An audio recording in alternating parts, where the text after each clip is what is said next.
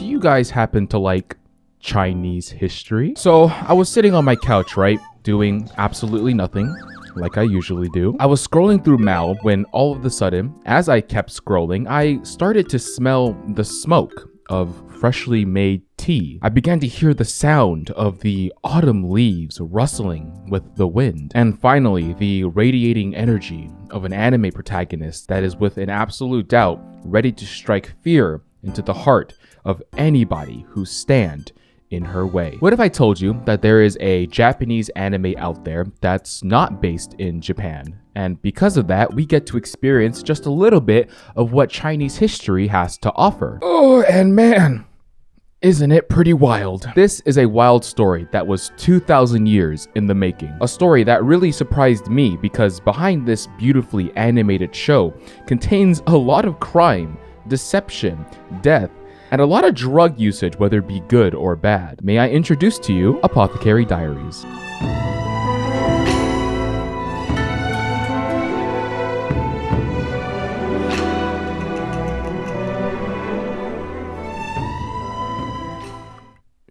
You weren't supposed to see it. To anyone who hasn't watched Apothecary Diaries yet, let me ask you just one question. Who do you think our main character looks like? As dark as I made this show out to be, surely our main character has to be this battle-hardened person who is the most intimidating guy who strikes fear into the heart of anyone who looks at them. Ladies and gentlemen, may I introduce to you our main character. Men look at this and say, hell yeah. So, the Apothecary Diaries revolves around our main character, Mao Mao, a character who is unbothered by the things that happen around her. She stays in her own lane and practices medicine. Oh yeah, she practices medicine all right, in the most unusual way possible. This is ancient times, baby. At Mao Mao's absolute peak, my girl got caught, bro. She knew too much. After getting arrested, she went from making drugs to making drugs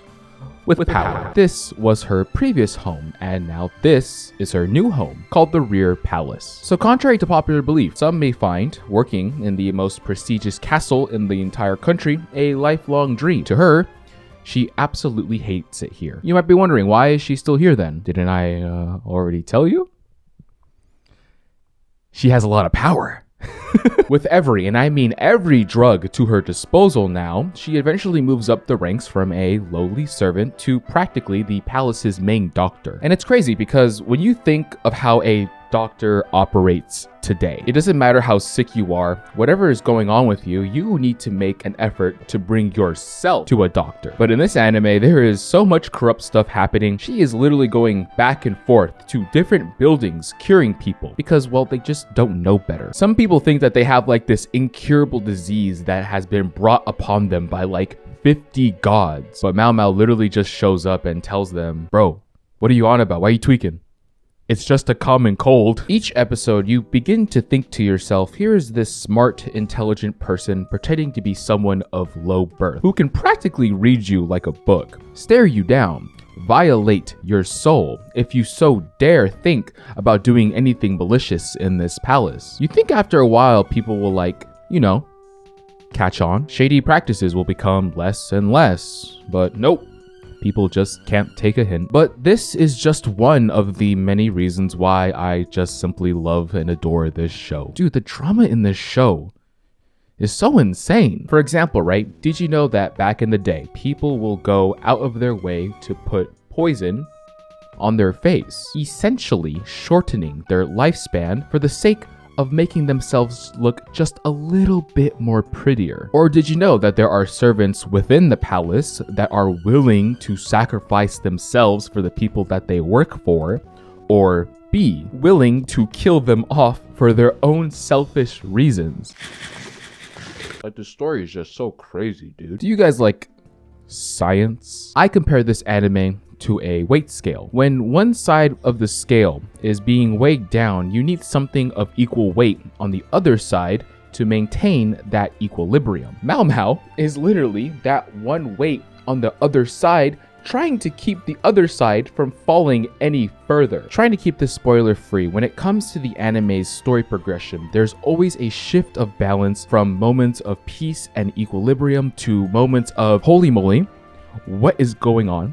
Everything is in disarray. You ever had that sixth sense? You can almost feel it in the air when something feels off. That kind of feeling where it just makes you, sit up straight. Your hands are clasped to your face, kind of like this if I wasn't holding a hot dog. And it just has you standing there waiting for this drama dump to drop. Anime that has that sense of buildup. The calm before the storm, if you want to put it like that. That is something that I believe not a lot of anime can never get right. You know Mao Mao, she's always thinking, and it feels like we're always thinking with Mao Mao. Her inner dialogue is what helps us follow along and make whatever's happening on the screen a little less confusing. She never jumps the gun, and she never makes rash decisions. Anything and everything she does is for a careful, thought out reason. It feels like this palace is always on the brink of utter collapse, but look who comes to save the day. And on top of that, right, she isn't this indestructible main protagonist. Dude, you can tell that sometimes she just literally throws herself in the most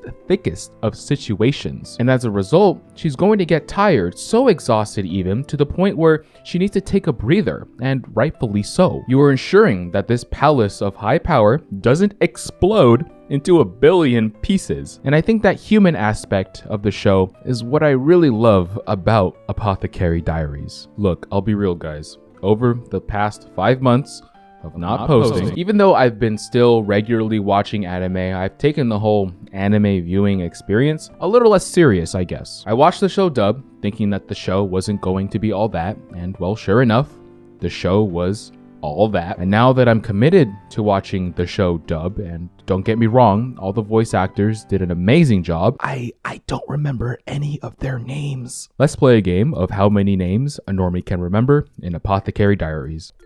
Let me just take one more bite out of this hot dog. We have Mao Mao,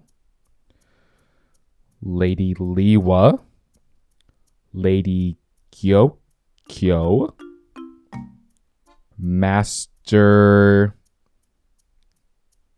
Ginseng. Apothecary Diaries is a anime for everybody, and it's a nice change of pace for people who may not be familiar with this kind of genre. By the time this video is out, the show should have reached its grand conclusion. So if you are here when the show has finally concluded, leave a comment below as to why people should, well, watch the anime. This video is a genuine, honest review about it, so it's now your turn to do the same. Overall, I can't really convince you to watch the show because, quite frankly, there is a lot of great anime still currently going on and will be coming out in the near future. Apothecary Diaries is just one of them. If you want to be a part of the one video every 6 months club, consider subscribing. And with that,